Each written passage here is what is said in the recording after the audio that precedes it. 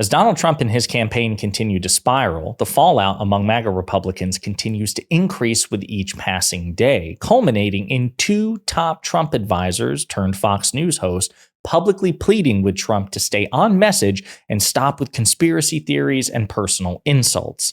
But before we unpack all that, if you end up liking this video and you want to support the channel, please be sure to hit the like, subscribe, and alert bells before you go. All right, friends, we have several clips to talk about in this video. It's a bit of a versus situation, one side saying one thing, a different side of MAGA saying something else. I want to start with this. Larry Kudlow and Kellyanne Conway used to serve in the Trump administration. They were top advisors to Donald Trump when he was president. Kudlow was one of his top economic advisors. Kellyanne Conway was one of his top political strategists and senior advisors as well. And the fallout of Donald Trump continuing to unravel with conspiracy theories and insults about Vice President Harris is such that on the Fox Propaganda Network, these two Trump top advisors turned Fox News hosts are practically begging with him to stop doing what he's doing. But he has to turn them into important gifts. He has to hammer away, does he not? I mean, that's what he... Don't wander off. Don't call her stupid and all kinds of names. Stay on message.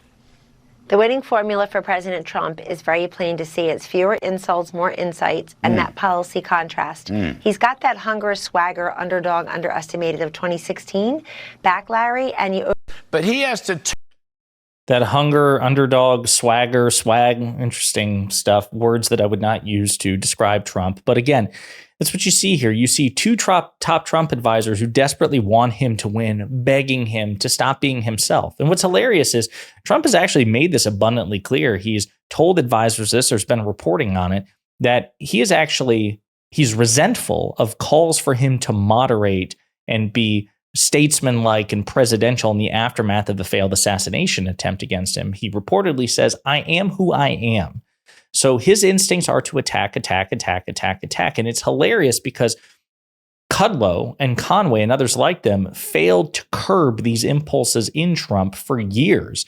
They indulged these impulses. They fed these impulses. And now that it's working decisively against him and them, now they're like, oh my God, we need Donald Trump to do things differently. Well, you should have trained him to be a different person early in his political career. Instead, you tried to ride the bull as it destroyed the proverbial shop. So I have no sympathy for these people, to say nothing of the fact that I just want them to lose anyway, because, they're part of an authoritarian cult of personality with terrible, terrible policies and a terrible record.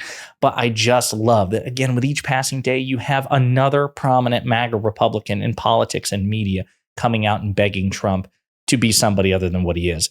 Somebody that we featured in many videos recently is legendary, infamous former Fox News host and Trump supporter, Bill O'Reilly. Now, compared to other MAGA Republicans, O'Reilly is not the MAGA-ist of MAGA. He's even occasionally criticized Donald Trump. And certainly, as Donald Trump's campaign continues to unravel, he's doing it again. He went on News Nation, where he is a frequent contributor, and said that Trump is undisciplined and too emotional. So we're going to play this clip and unpack it together. Oh, okay. You don't need any help how about this? Has Kamala Harris brought it out? Has Kamala Harris's meteoric rise brought out the worst in Donald Trump? I don't think so. I don't think Trump's afraid of Kamala Harris. I think that the former president lacks discipline still in messaging. When you are running for an office and the deck is stacked against you, where the media, as you just pointed out, is not going to report anything honestly at all. Nothing. And the Democratic Party has got a constituency that hates you, and that will drive a vote out. Doesn't matter what the issues are. Then you have to basically figure out, if I want to win, I have to do this. So to me, this would be the economy above all. You're spending so much money on the essentials of life, and it's because of Biden-Harris. And they can't refute that. The numbers are the numbers. And then the border. I mean, I think Kamala Harris is looking foolish by saying, I'm a tough border queen now. All Trump's got to do is rerun the Lester Holt interview on NBC. And Holt said, hey, how come you haven't been to the border? She says, I have been to the border. Holt goes, no, you haven't. And then she goes, I haven't been to Europe either. Just run that clip 100 times. So why isn't he doing discipline? It's all about, I don't know. I don't know who he hires or why they're not doing it. One thing I know about Donald Trump is that he's a very emotional guy. People don't think he's emotional, but he is. And if he's having a bad day, that bad day is going to come out during a rally or an interview like Musk tonight. Having a good. So here's the thing. Again, you hear these criticisms from O'Reilly. He says that Trump is undisciplined. He's too emotional. He needs to focus.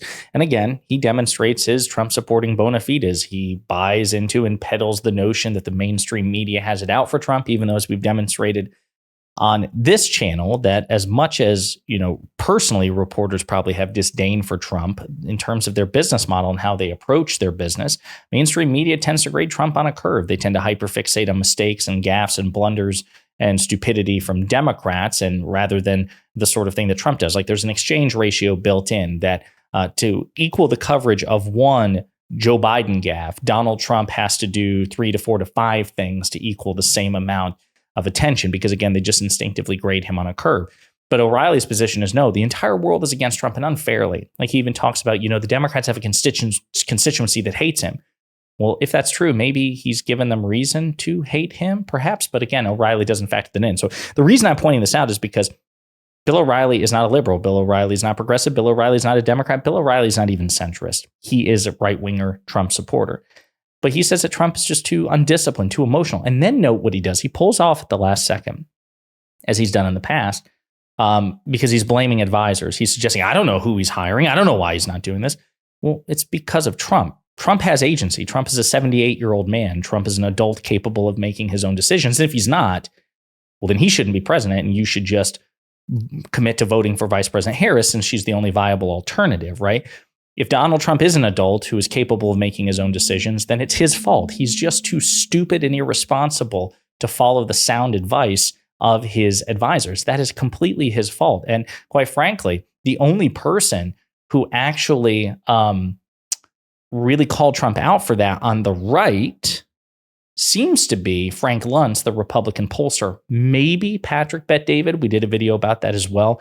He kind of takes Trump to task as well. But again, even O'Reilly, clearly upset by the trajectory and the momentum of the 2024 election, but he won't blame Trump specifically. It's kind of weird stuff. The last clip I want to play, though, is actually a bit of a palate cleanser in the sense that this is a Newsmax clip about a recent Trump conspiracy theory, which we also did a video about.